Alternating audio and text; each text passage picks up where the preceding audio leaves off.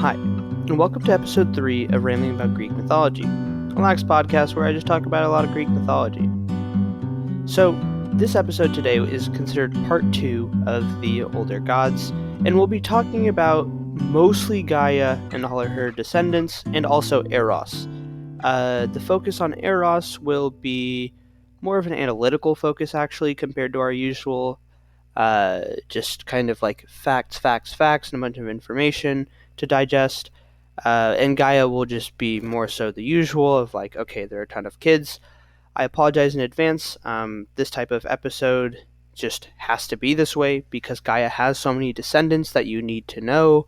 And they get interwoven in a lot of other stories, so it should be okay for the most part. But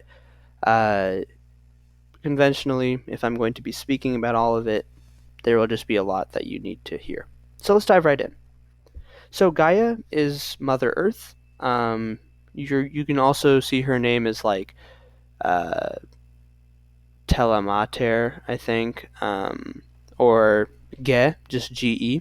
So she's thought to be a flat disk, actually. So flat earthers kind of went out here, and she's surrounded by Oceanus, where we obviously get ocean, and it's just this river that flows around Gaea, but into itself. So it gets like a weird epithet, like backward flowing or whatever.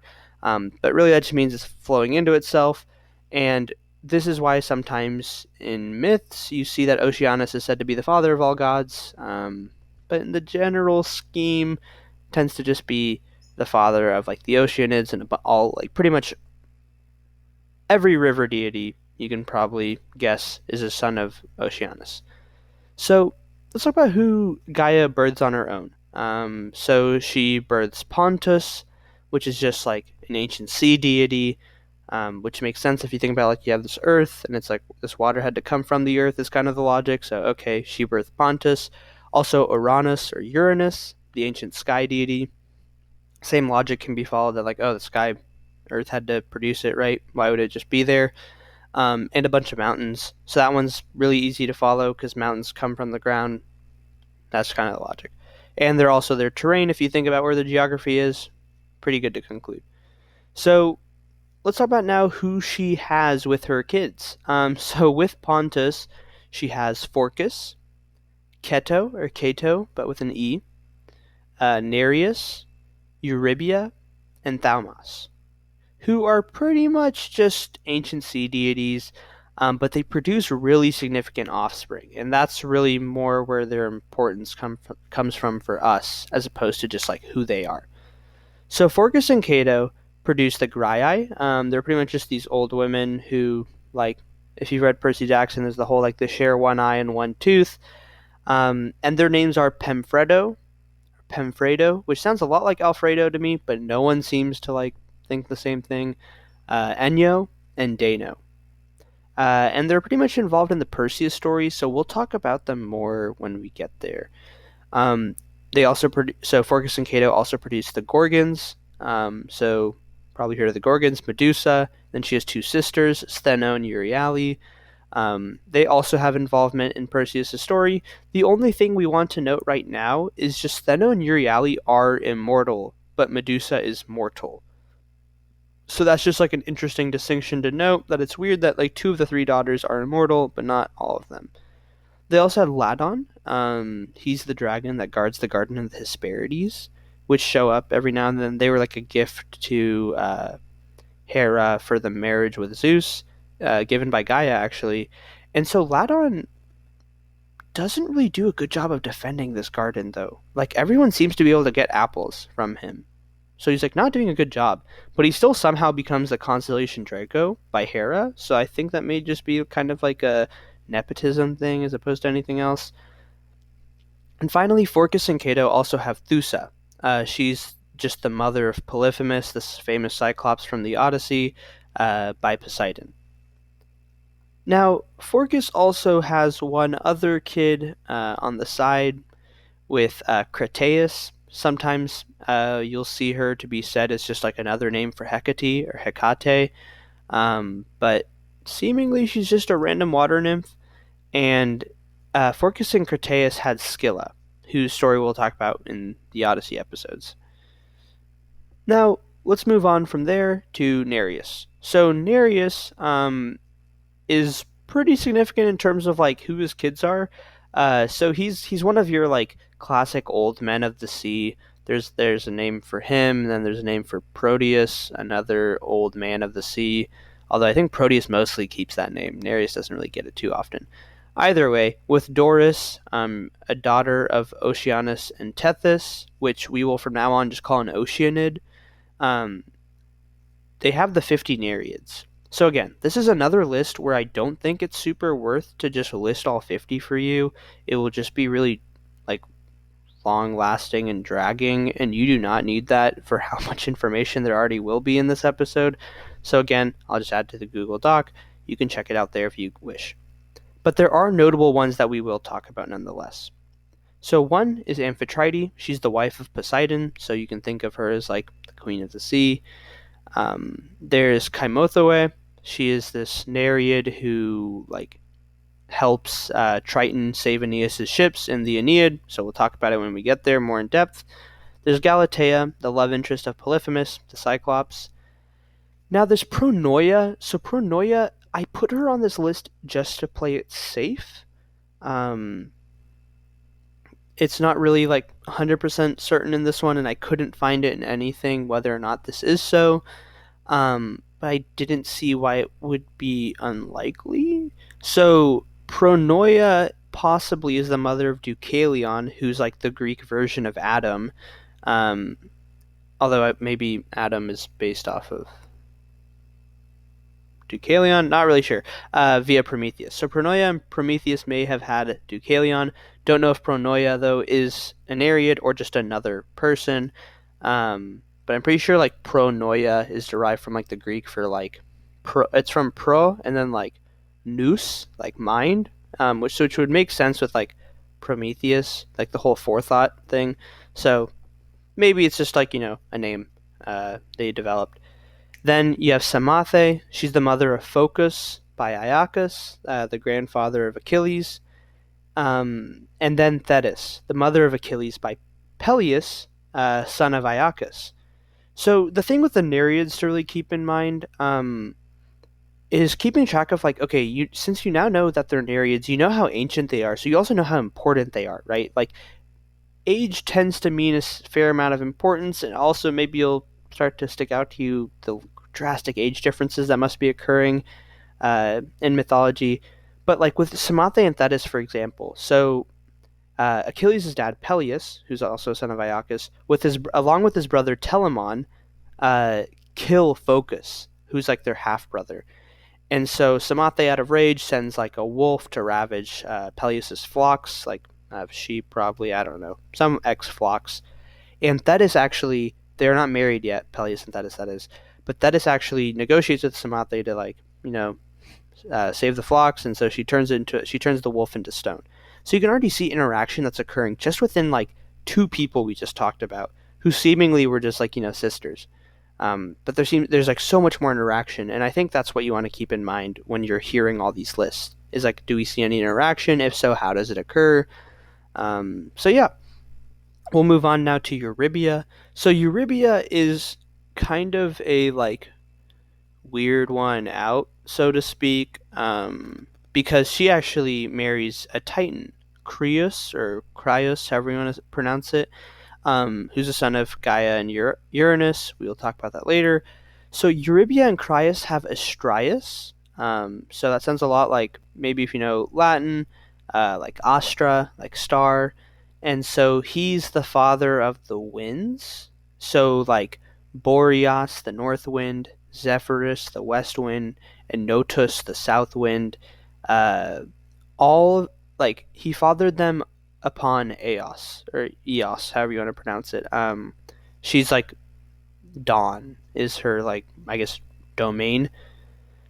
Then Eurybia and Crius also have Pallas. So Pallas kind of it's the same spelling as like the epithet Pallas Athena. So Pallas uh, is the father of Nike, like victory, Kratos, strength, Bia, violence, and Zealous, like emulation. It's like emulation. It's such a dumb word, but it's kind of at least like I don't know. Seems like a weird word to choose, but it's pretty much like the ambition to like go for like an achievement is kind of the idea, like to be quite literally zealous in English. And so Pallas fathers all of these four by Styx, an Oceanid, and so these four are really important. We'll encounter them within the next episode, I believe, episode or two. And so they're like four really important like concepts slash people to keep in mind. And the big thing about them is that like you should be noticing a lot of these uh, names and children we're still talking about are really conceptual and really abstract. They don't tend to be real physical things. I mean, I guess you can think about most names in mythology that way if you start doing like name derivations, but that's just like a thing to keep in mind. Um, then finally, Eurybe and Crius also have Perses, so Perses, who's the father of Hecate or Hecate by Asteria. So she's like a sister of Leto, and they're both daughters of Coeus and Phoebe. So Leto, if you recognize the name, she's the mother of Apollo and Artemis. So we'll talk about her later for sure. But this is just a little like, oh look, Asteria, because most people don't know that she exists. Now, finally, we'll move on to Thalmos. So Thalmos and Electra, another Oceanid, actually have Iris, the messenger goddess, the whole goddess of the rainbow ordeal, and Arce or Arce, so it's like Arce. So I've literally never heard of her before until I looked at this like Barthel book. So take that for what you will. Um, I thought it was interesting though because it has like a very interesting story behind her. So what's said is that she actually sided with the Titans during the Titanomachy, which should be the next episode or so, maybe the one after the next.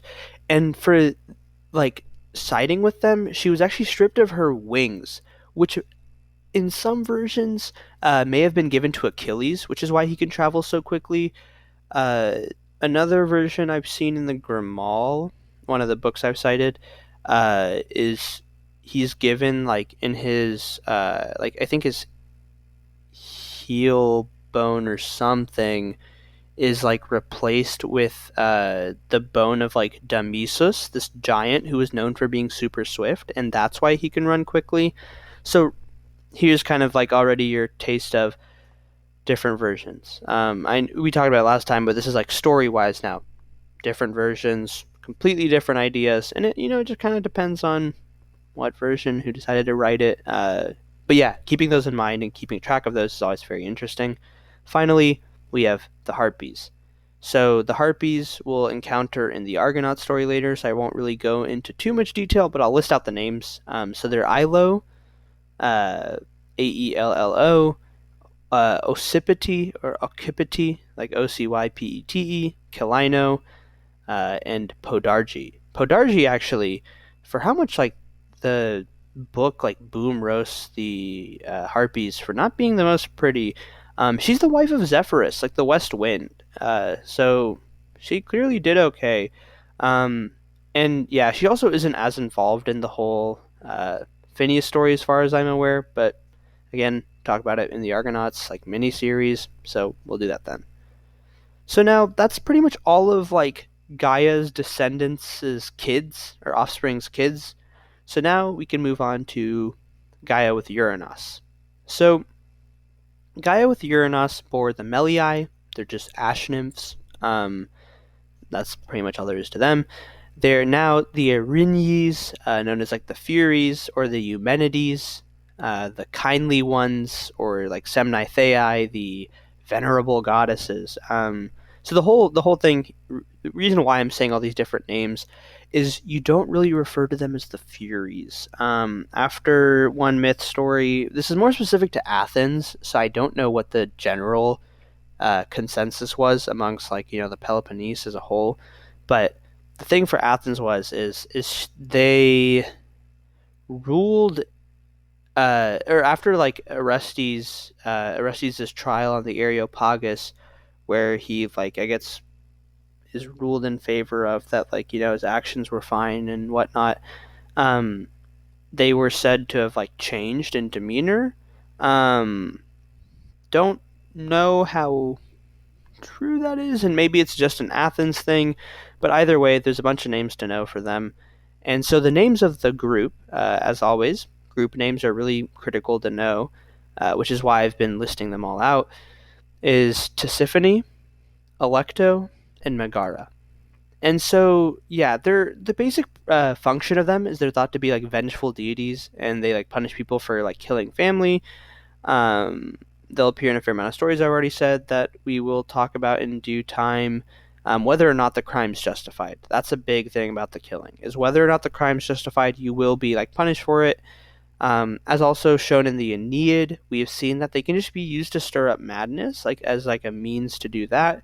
Maybe that is a bit more poetic stretch and reach from Virgil, because that's the only place I really see that, as opposed to just driving people mad for like their actions. Because this is just in the Aeneid, it's more driving people mad for the sake of driving people mad.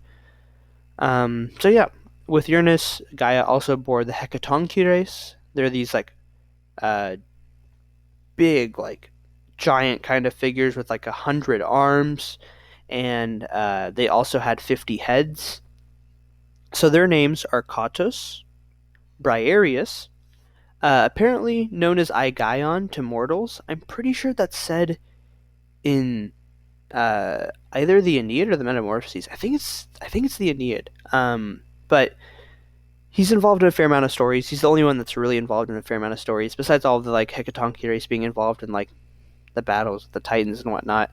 Um, he is the one that Thetis recruited to help free Zeus when Poseidon, Hera, and Athena tried to overthrow them. He was also involved in the judgment of who was to be the patron for Corinth between Helios and Poseidon. So you can see, like, here he has a fair amount of involvement. I don't really know why he has like a name known to mortals and then a name like, I guess, a more like immortal divine name. I'm not really sure from like everything I've read. So yeah, if you know, I set my email in like the description. Please shoot me an email in that regard. And then Gaes. So Katos, Briareus, and Gaes are like the three Hecatonkires. So yeah, then we have the Cyclopes. So these Cyclopes are different from like just your, like Polyphemus Cyclops. Like there's a bunch of those Cyclopes, but these are like the Cyclopes. Um, and so this, I mean, same like, physiology and whatnot of like the one eye, but they are different. Like these like are like stand out in myth. So they're named Arges, who's also known as Pyrachmon in other stories, Brontes, and Steropes. So this one's always been kind of easy to remember because like Arges, Brontes, Steropes, they all have the E's thing, and then it's like just ABS. I don't know why, but it's always just stuck with me. And so they are like the divine like smiths for Zeus. So they're the ones who like fashion his thunderbolts and stuff that like destroy everything. Um, but they are killed by Apollo eventually. So clearly not immortal, or maybe this is like the immortal killing immortal transcendence of what it means to be immortal. Apollo kills them out of anger when Zeus killed Asclepius, Apollo's son, who we'll talk about later, both in like the Metamorphoses and I'm sure just in Apollo's episodes. Uh, and yeah, so he kills them. So there's some, you know, discrepancy on like, I guess, were they just like really long living mortals, or what was that whole deal? So finally, the two groups that Uranus and Gaia had were the giants. So they have a absurdly long list. Kind of like the Nereids, not 50, more like 20. But really not that relevant to list right now, just because there is the Gigantomachy episode that we will have for sure. So like, I'll just list them all then, because almost all the relevant ones that are like mentioned in books also show up in the Gigantomachy. So we'll just leave it for then. We also have the Titans. Again, just like the Giants, although there's only 12 that we need to really talk about.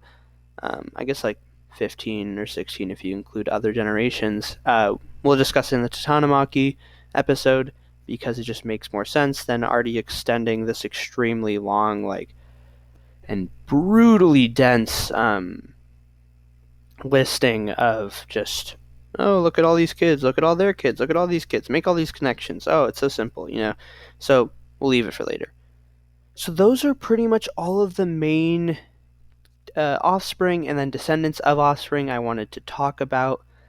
Um, for Gaea, there are like others here and there because again, she's said to be like, you know, the Earth. So anything that spawns from the Earth is said to have been like from her. So there are others that we will encounter in different little stories that I don't find relevant for mentioning right now. It will also, some of them are just way too complicated in terms of like chronology and trying to explain what they are, who they are, and what they mean. So we'll just do that later. So Eros. Let's talk about Eros, the only other person we have, and uh, yeah. So Eros is considered to be the youngest. I don't know if I talked about the order, but it technically goes Chaos, Gaia, Tartarus, then Eros. So Eros is considered to be the youngest of the four, the last of the four to appear. And so Eros is the embodiment of love. Eros is not, you should not confuse Eros with the later Cupid Eros, like son of Aphrodite or Venus, depending on your version. They are not the same, uh, like, people. Although Eros, this more ancient one, isn't really depicted, so I don't know how to think about it.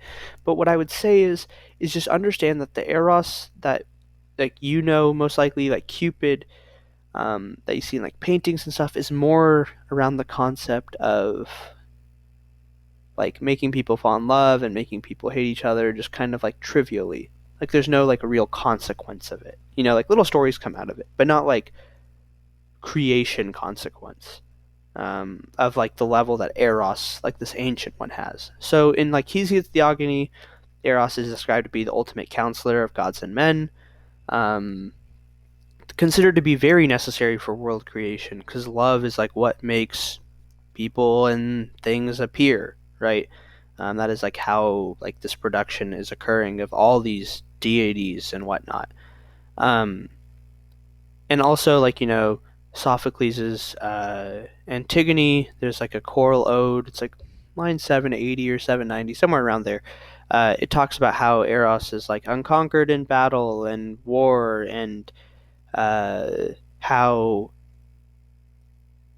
I guess he um, influences everyone. And that's like the super critical thing. Like no one overpowers Eros. Like everyone's been influenced, and that's what this more abstract Eros should be what you think of. Like in terms of like competition and stuff and knowing myth, whatever, Eros is just there. But in terms of like a really deep understanding and thinking about myth, it's really critical to consider and think about Eros as little as like, you know, no offspring was produced, right? um, Eros is like the glue and the like catalyst for how myth plays out and how all of it goes down. Is like fate and Eros. They're like intertwined naturally. So yeah, that is everything I had planned for this episode. I think the big takeaways that I want you to get from this whole like, you know, super dense listing is all the little connections, right? There are these connections here and there. You'll see like, oh yeah, this will be mentioned in this story, this will be mentioned in this story, and that's fine. You just have to wait, it will come, and then you will start to like piece more and more together. But also just the interwoven connections of like siblings that are like, you know, deity siblings tend to be a bit like less involved than your like mortal siblings, but then like how interwoven those stories are, and how like dense these early on like creation stories are. And so another big thing is to remember that a lot of concepts are being birthed here, and a lot of like more physical abstractions than actual like people that we think of the mortals in mythology. Um, but like more so than that, there's just a lot of groups you want to like start trying to keep in mind, start trying to track and like understand. But beyond that, I mean, there's not too much. More information will come as you go through these episodes and understand more and start to make more connections. But that's pretty much everything you should take away. So the next episode may be a much shorter one. It will be pretty much everything post, all these births of like the birthings of the original deities we have and all their descendants, and it will be uh, leading up to the Titanomachy. There will be like a big episode where we talk about all the fighting and who's on what sides, and now we'll start introducing the Olympians, and they'll start to enter the scene, and we really start to consider who we're working with and what quote unquote modern Greek mythology realm we're going to be studying as we get really later on into this series. So that is pretty much everything I have. I hope, as always, it was digestible. I hope it was fun to listen to. You didn't just fall asleep listening to my voice. And if you have any questions, comments, suggestions that you would like to make, I have put my email in the podcast description, so you should be able to send anything you have there. But otherwise, I hope you found this very educational, and I hope you had a lot of fun. Take care.